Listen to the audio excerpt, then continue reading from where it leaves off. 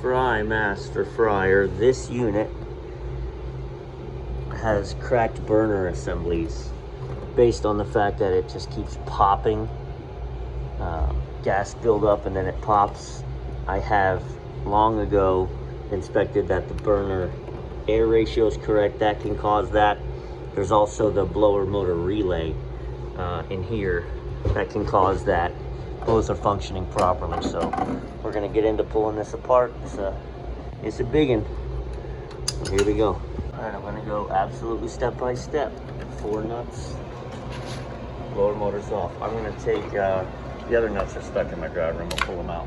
But I'm actually gonna take these containers and I'm gonna tick, tick, tick, tick with the hardware. Makes sense. Okay, so strange as it is, that little bit, you have to remove these covers from the ignition modules so that you can take these 2 1/4-inch bolts out and then work this assembly off and out of the way. Now we're getting close. Now we're getting close. We're gonna have to do some of our work from the back side as well, but I've got the gas valve off here because these other 2 are gonna be running, so I can't just kill the gas at the wall. So I've got it off with the valve. So that's gonna let me unhook from here and there, and then get to the back side to where we actually pull it out from. All right, so this back panel had to come off. They separated to lower and upper panel.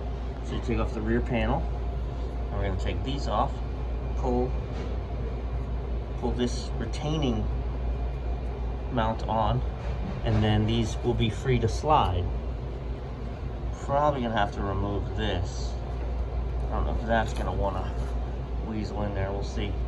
And I haven't unhooked the front of the burner yet, so it's not actually gonna slide out, but we're getting in position.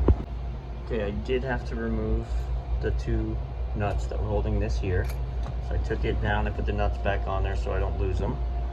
And then there's tabs that had to bend down. Oh yeah, you can actually see how separated those bricks are. There's why it's booming. All right, we'll get there. And then this plate worked off. And now I gotta unhook the gas, but we are at the point where I'll be able to slide these out of their tracks once I unhook it from the front. It's gonna take some persuading, no doubt.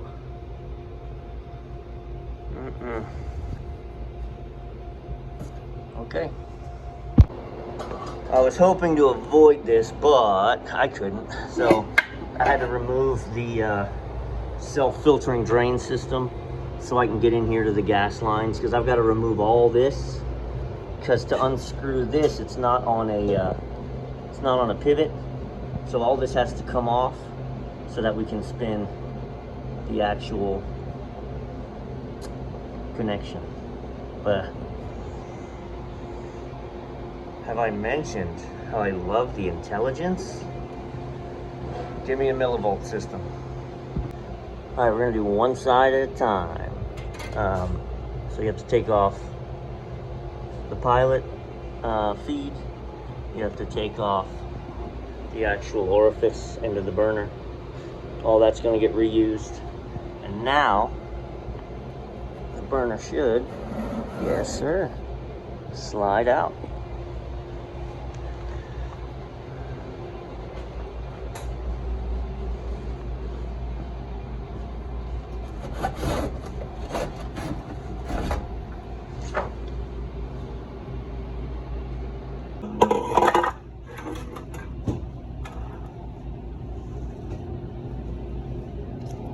Not really that bad. I mean, you have more gas getting in than it's supposed to, so that's what'll create.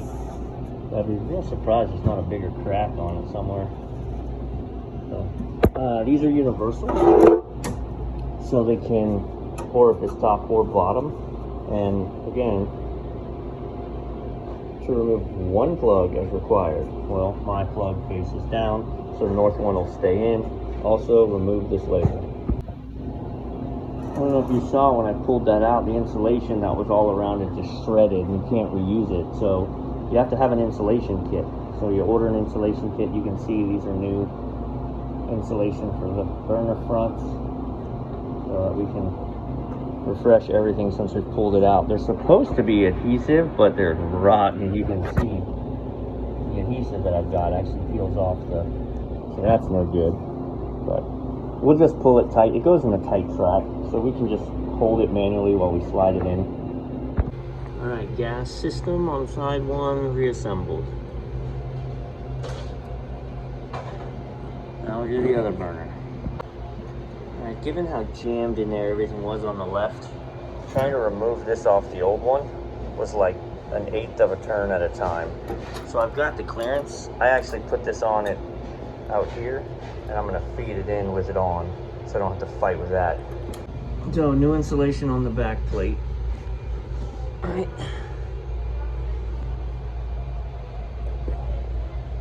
Gonna work this on. Okay, so here's the big one. Got this back on, got it bolted in. Got these bolted in. We're on the burners tight. Have to make sure all of your wires are clear of this stuff. There's wiring harnesses in there to run things through to keep it away. There's wiring harnesses up top. These wires drop down on here to the side, they're gonna burn out. The other thing is when you put it on, the top is really tight. To get it in there, you gotta make sure you don't pinch any of these wires coming in from overhead down. So, getting close. Put the fan back on, and we're gonna put the covers on. We're gonna fire it up and see. All right, 365. She's beautiful. I adjusted the air intake to get a nice hot glow in there. I used to think that we wanted a nice blue flame, but when I was reading the service manual, it said no, you want it to be glowing cherry in there, and it's going to run more efficient. So, booyah! All right, let me clean this mess up. I got to put my back panel back on. Frymaster ready. All right, another note.